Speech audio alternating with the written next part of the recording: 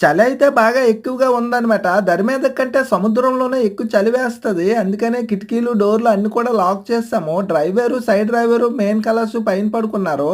నేను పడుకున్న జాగా అయితే కిందదనమాట. నేనైతే ప్రస్తుతానికి డ్యూటీ అయితే పట్టుకున్నాను.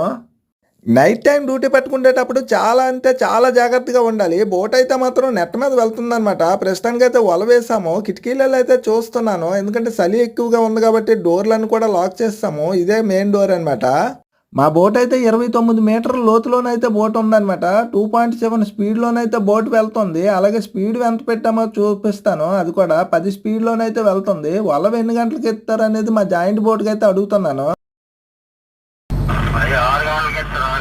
నా డ్యూటీ అయితే మా బోట్‌లో రాత్రి 12:30 నుండి ఉదయం 6 వరకైతే కాయాలి.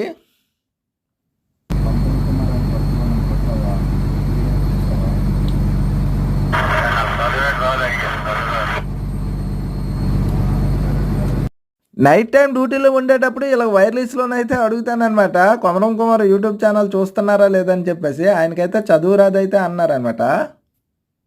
వలెత్తినప్పుడు ఎవరికి కూడా లేపమనమాట. ఈ బెల్ల స్విచ్ ఉంటది. ఈ బెల్ల స్విచ్చే నొక్కుతారనమాట.